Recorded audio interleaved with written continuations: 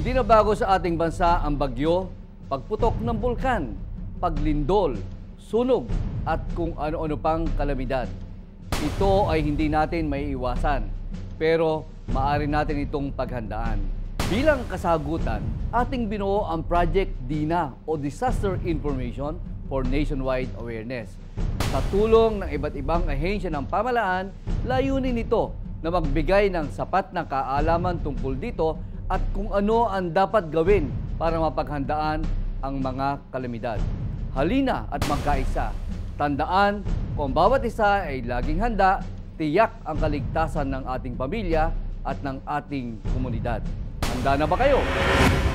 Ang baha ay isang mapanganib na resulta ng matagal o malakas na pag-ulan. Lumalala rin ang problema sa baha dahil sa mga mapinsalang gawain ng tao. Kadalasang nagkakaroon ng pagbaha kung patuloy ang pagtaas ng tubig sa mga dagat, ilog, lawa, sapa at dam. Kapag umapaw ang mga ito, umaagos ang tubig sa mga karating nitong mabababang lugar. Upang makaiwas sa mga sakunang dulot ng pagbaha, tandaan ang mga sumusunod.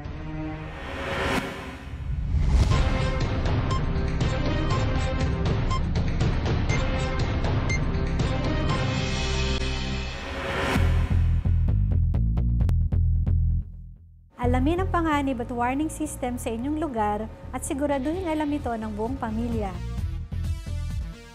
Ugaliing alamin ang ulat panahon araw-araw. Dapat maayos ang pagtatapon ng basura upang hindi ito magbara sa daluyan ng tubig. Regular ding linisin ang mga daluyang ito. Mag-imbak ng pagkain at malinis na tubig. Ihanda ang emergency survival kit. Maghanda ng radyong de baterya, pito, kandila at posporo, flashlight at extra battery.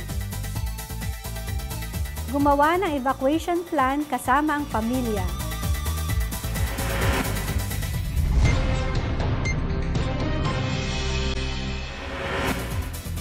Kung nakakaranas naman ng pagbaha, Kung ang inyong tirahan ay nasa mababang lugar, maging alerto upang maiwasan ang pagkasawi ng buhay at pinsala ng mga ari-arian. Lutuing mabuti ang pagkain at pakuluan ang inuming tubig ng 2 minuto o higit pa upang makaiwas sa iba't ibang food and waterborne disease. Makinig sa mga payo ng lokal na pamahalaan. Alamin kung kailangan ng lumikas at mahinahon itong gawin. Isara ang main switch ng kuryente bago umalis ng bahay. Huwag lumusong at lumangoy sa tubig baha upang makaiwas sa sakit. Dumaan sa mga lugar na malayo sa ilog o anumang anyong tubig. Habang naglalakad, mag-ingat sa bukas na manhole, imbornal o anumang daluyan ng tubig.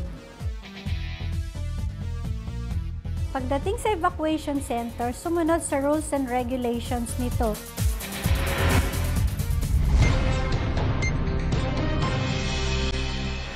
Maingat na suriin ang bahay. Siguraduhin walang outlet o kable ng kuryente na nakababad sa tubig bago buksan ang main switch nito. Magpakonsulta sa pinakamalapit na health center o ospital kung may nararamdamang sakit. Tandaang dala ng baha ang mga sakit na tulad ng leptospirosis, typhus, cholera at marami pang iba. Ipaalam agad sa mga kinauukulan kung may natumbang pose ng kuryente o napatid na kable. Itapon ang naipong tubig sa mga gulong, paso at iba pang lalagyan. may mga mabababang lugar din kabilang sa flood-prone areas ng bansa at hindi dapat dito nagtatayo ng mga bahay o anumang istruktura. Tamang kaalaman ay kahandaan, maging ligtas, maging panatag, Pilipinas.